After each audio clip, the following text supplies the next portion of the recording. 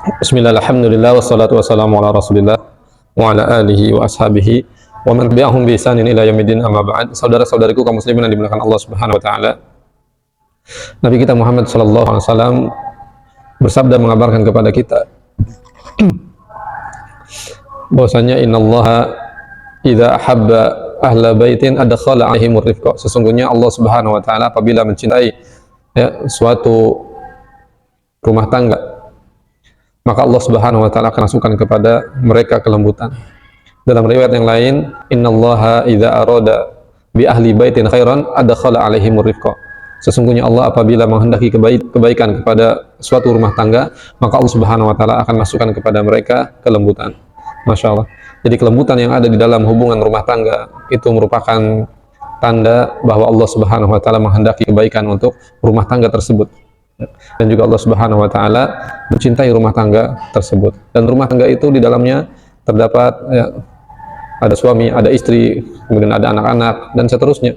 Maka hendaknya setiap perangkat yang ada di dalam rumah tangga ini masing-masing memiliki akhlak yang mulia, yaitu kelembutan. Karena kelembutan ini merupakan bagian dari kesempurnaan akhlak seorang muslim, seorang hamba Allah Subhanahu wa taala.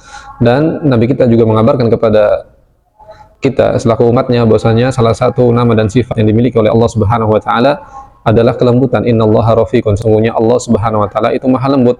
Yuhibbur rifqa fil amri kullih, dan sesungguhnya Allah mencintai kelembutan di dalam setiap perkara. Dan Nabi kita SAW juga mengabarkan, innar rifqa la yudau fi syai'in illa zana, sesungguhnya kelembutan itu kalau ada pada sesuatu maka akan mengindahkannya. Wala yunza'u min syai'in illa syanah, dan kalau kelembutan itu tidak ada, hilang, maka yang terjadi adalah kerusakan.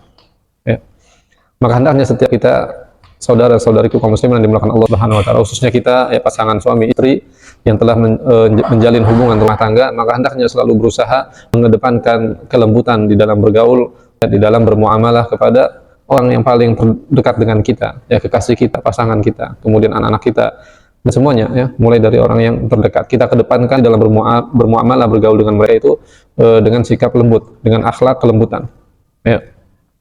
Dan Nabi kita Muhammad SAW mengajarkan juga, bahkan sekalipun pada orang lain yang di luar kerabat kita, bahkan kepada non muslim sekalipun, sikap lembut ini tetap harus dikedepankan, diutamakan, karena ini menunjukkan kesempurnaan akhlak seorang muslim, seorang yang beriman kepada Allah Subhanahu wa taala. Nah, dalam riwayat disebutkan bahwasanya seorang Yahudi itu datang kepada Nabi SAW kemudian mengucapkan assalamualaikum, kematianlah untukmu. Masya Allah, dia menghardik Nabi kita Muhammad SAW dan mengucapkan assalamualaikum, dimatilah kamu ini. Kemudian Aisyah radhiyallahu anha yang ada di samping Nabi SAW merasa geram, bal alaikumussamu wal la'nah. Aisyah langsung membalas, membela Nabi SAW. Kata Aisyah, bahkan untuk kalianlah kematian dan terlaknatlah kalian ini.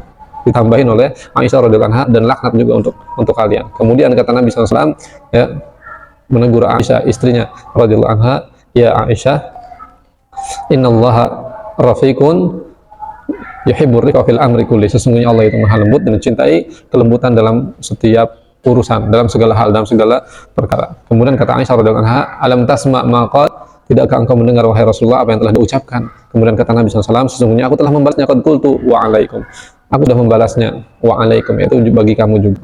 Masya Allah. Jadi Nabi SAW itu lisannya sangat mulia sekali, tidak menyebutkan kalimat laknat yang semisal atau kalimat cercaan, hardikan yang diungkapkan oleh Yahudi, tapi Nabi SAW membalasnya dengan wa'alaikum, bagimu juga, tanpa menyebutkan kalimat cercaan, hardikan yang serupa. Masya Allah, ini merupakan sikap lembut Nabi SAW yang beliau ajarkan, teladankan kepada kita semua, bahkan sekalipun itu kepada non muslim, kepada orang Yahudi. Subhanallah. Lalu bagaimana dengan sesama muslim, apalagi dia adalah pasangan kita, kekasih kita, atau anak-anak kita, atau kemudian orang tua kita, dan seterusnya, maka sikap lembut itu harus lebih dikedepankan di dalam bermuamalah, bergaul dengan manusia, dimulai dari orang yang paling terdekat, kemudian tetangga, dan seterusnya, masyarakat luas. Juga hadirin kaum muslimin yang dimuliakan Allah Subhanahu wa taala, di dalam Al-Qur'an Allah Subhanahu wa taala juga menyebutkan tentang karakter Nabi kita Muhammad SAW, fabima rahmatin minallahi linta lahum, dan oleh sebab rahmat Allah, kasih sayang Allah SWT, Allah jadikan engkau Nabi Muhammad SAW sebagai pribadi yang lembut. Walau kunta faddan ghalidhan dan faddu min haulik, sekiranya engkau wahai Muhammad memiliki karakter yang keras, yang kasar, maka sungguh orang-orang akan lari darimu.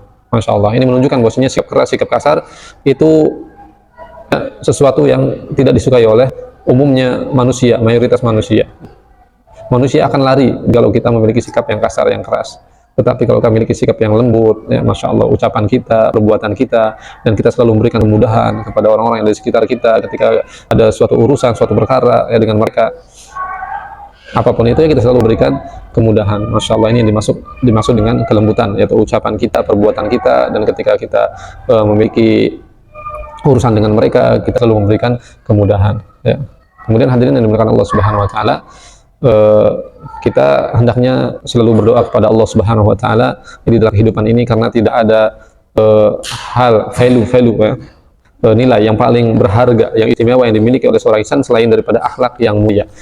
Maka selain kita berusaha, berupaya ya dengan tenaga kita, energi kita, pikiran kita untuk menjadikan pribadi kita ini menjadi pribadi yang mulia, yang berakhlak mulia, kita juga jangan lupa untuk selalu berdoa kepada Allah Subhanahu wa taala, karena tanpa bimbingan dan taufik dari Allah Subhanahu wa taala, maka tentu kita tidak bisa menjadi pribadi yang berakhlakul karimah ya. Oleh karenanya di sana Nabi SAW juga mengajar kepada kita tentang doa ya. Kata Nabi SAW mengajar kita sebuah doa, Allahumma hdini li ahsanil akhlaq la yahdi li ahsaniha illa anta. Ya Allah, tunjukilah aku kepada akhlak yang mulia, karena tidak ada yang bisa menunjukiku kepada akhlak mulia kecuali hanya Engkau. Wasrif anni sayyi'aha la yasrifu anni sayyi'aha illa anta.